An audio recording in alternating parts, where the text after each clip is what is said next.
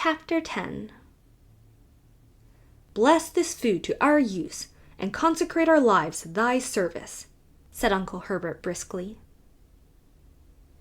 Aunt Wellington frowned. She had always considered Herbert's graces entirely too short and flippant. A grace, to be a grace in Aunt Wellington's eyes, had to be at least 3 minutes long and uttered in an unearthly tone, between a groan and a chant. As a protest, she kept her head bent a perceptible time after all the rest had been lifted. When she permitted herself to sit upright, she found Valancy looking at her. Ever afterwards, Aunt Wellington averred that she had known from that moment that there was something wrong with Valancy. In those queer slanted eyes of hers, we should always have known she was not entirely right with eyes like that. There was an odd gleam of mockery and amusement, as if Valancy were laughing at her. Such a thing was unthinkable, of course. Aunt Wellington at once ceased to think about it. Valancy was enjoying herself. She had never enjoyed herself at a family reunion before. In social function, as in childish games, she had only filled in. Her clan had always considered her very dull. She had no parlor tricks, and she had been in the habit of taking refuge from the boredom of family parties in her blue castle, which resulted in an absent-mindedness that increased her reputation for dullness and vacuity. "She has no social presence whatever," Aunt Wellington had decreed once and for all. Nobody dreamed that Valancy was dumb in their presence merely because she was afraid of them. Now she was no longer afraid of them. The shackles had been stricken off her soul. She was quite prepared to talk if occasion offered. Meanwhile, she was giving herself such freedom of thought as she had never dared to take before. She let herself go with a wild inner exultation as Uncle Herbert carved the turkey. Uncle Herbert gave Valancy a second look that day. Being a man, he didn't know what she had done to her hair, but he thought surprisedly that Doss was not such a bad-looking girl after all, and he put an extra piece of white meat on her plate. "What herb is most injurious to a young lady's beauty?" propounded Uncle Benjamin, by way of starting conversation. "Loosening things up a bit," as he would have said. Valancy, whose duty it was to say, "What?" did not say it. Nobody else said it, so Uncle Benjamin, after an expectant pause, had to answer, "Time," and felt that his riddle had fallen flat. He looked resentfully at Valancy, who had never failed him before. But Valancy did not seem even to be aware of him. She was gazing around the table, examining relentlessly everyone in this depressing assembly of sensible people, and watching their little squirms with a detached, amused smile. So these were the people she had always held in reverence and fear. She seemed to see them with new eyes. Big, capable, patronizing, voluble Aunt Mildred, who thought herself the cleverest woman in the clan, her husband a little lower than the angels, and her children wonders. Had not her son Howard been all through teething at 11 months? And could she not tell you the best way to do everything, from cooking mushrooms to picking up a snake? What a bore she was! What ugly moles she had on her face!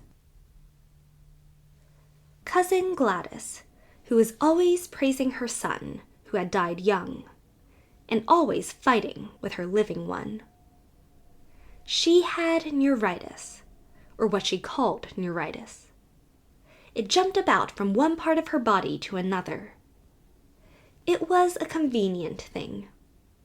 If anybody wanted her to go somewhere she didn't want to go, she had neuritis in her legs. And always, if any mental effort was required, she could have neuritis in her head. You can't think with neuritis in your head, my dear. What an old humbug you are, thought Valancy impiously. Aunt Isabel. Valancy counted her chins. Aunt Isabel was the critic of the clan. She had always gone about squashing people flat. More members of it than Valancy were afraid of her. She had, it was conceded, a biting tongue. I wonder what would happen to your face if you ever smiled, speculated Valancy unblushingly. Second cousin Sarah Taylor, with her great, pale, expressionless eyes, who was noted for the variety of her pickle recipes, and for nothing else. So afraid of saying something indiscreet that she never said anything worth listening to. So proper that she blushed when she saw the advertisement picture of a corset, and had put a dress on her Venus de Milo statuette which made it look real tasty. Little cousin Georgiana. Not such a bad little soul, but dreary, very. Always looking as if she had just been starched and ironed. Always afraid to let herself go. The only thing she really enjoyed was a funeral. You knew where you were with a corpse. Nothing more could happen to it. But while there was life, there was fear. Uncle James. Handsome, black, with a sarcastic, trap-like mouth and iron-gray sideburns, whose favorite amusement was to write controversial letters to the Christian Times, attacking modernism. Valancy always wondered if he looked as solemn when he was asleep as he did when awake. No wonder his wife had died young. Valancy remembered her. A pretty, sensitive thing.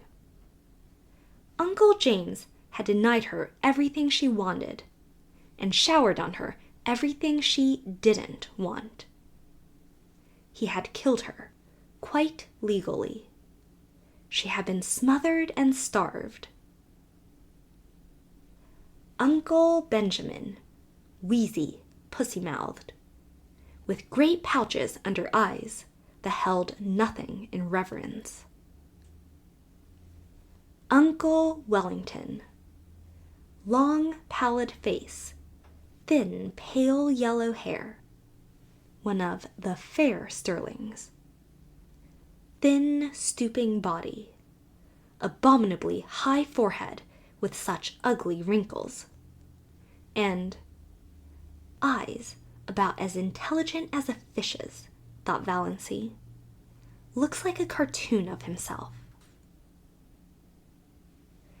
Aunt Wellington, named Mary, but called by her husband's name to distinguish her from Great Aunt Mary. A massive, dignified, permanent lady. Splendidly arranged iron-gray hair.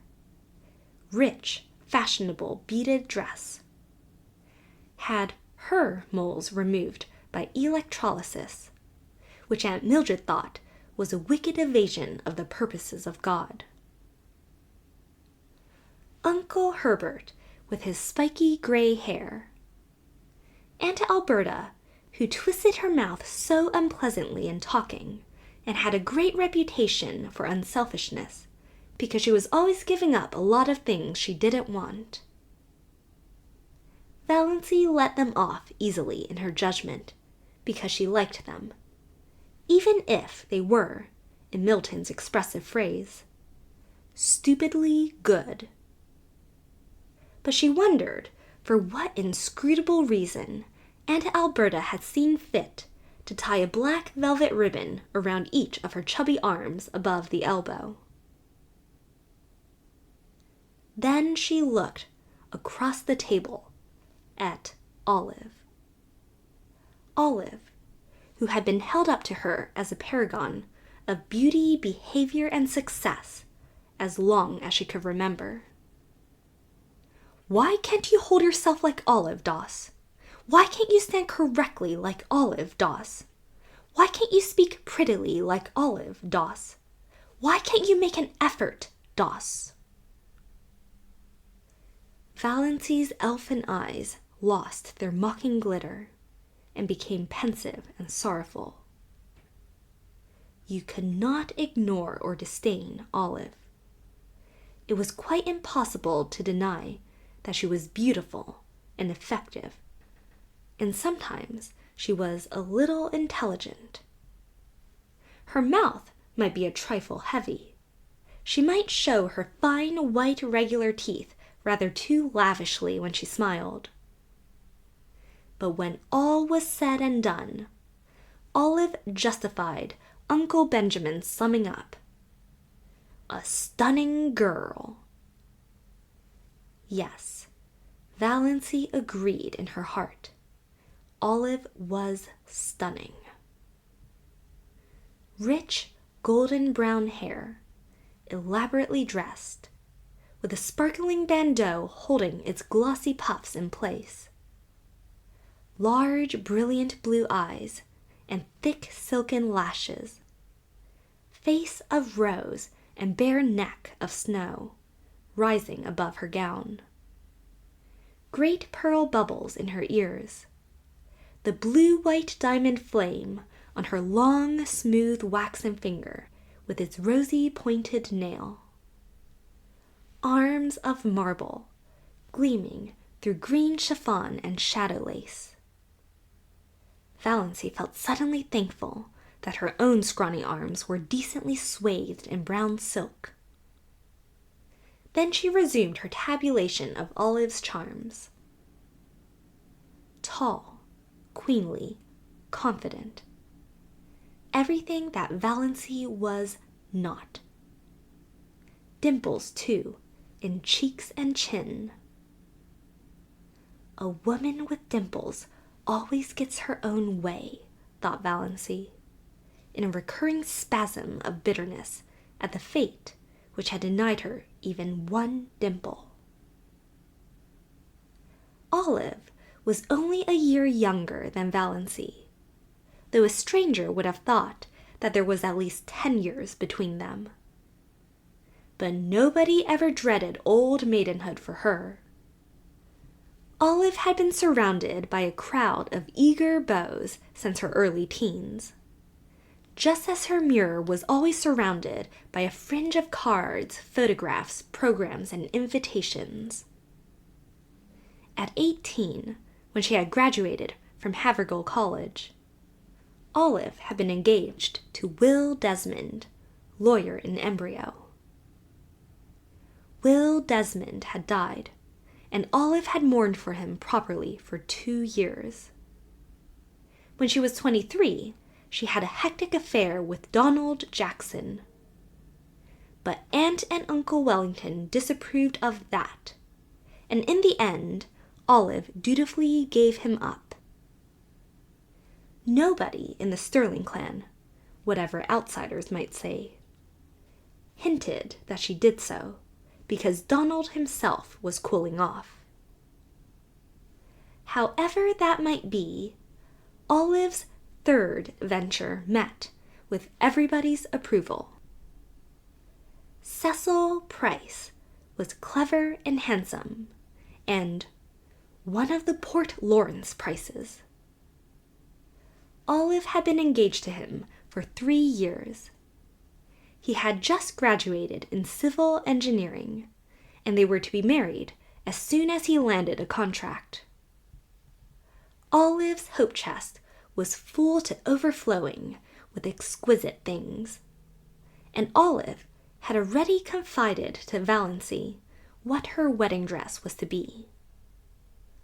Ivory silk draped with lace, white satin court train lined with pale green georgette, heirloom veil of Brussels lace. Valancy knew also, though Olive had not told her, that the bridesmaids were selected and that she was not among them. Valancy had, after a fashion, always been Olive's confidant, perhaps because she was the only girl in the connection who could not bore Olive with return confidences.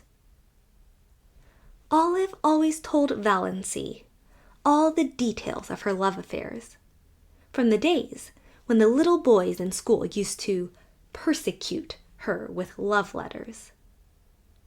Valancy could not comfort herself by thinking these affairs mythical.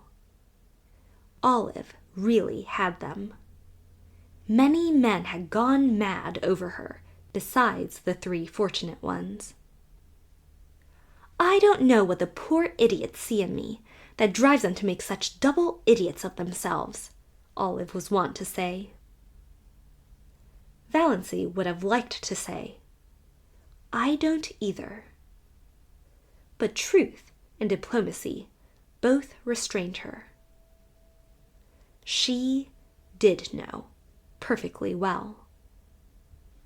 Olive Sterling was one of the girls about whom men do go mad, just as indubitably as she, Valancy, was one of the girls at whom no man ever looked twice. And yet, thought Valancy, summing her up with a new and merciless conclusiveness, she's like a dewless morning. There's something lacking.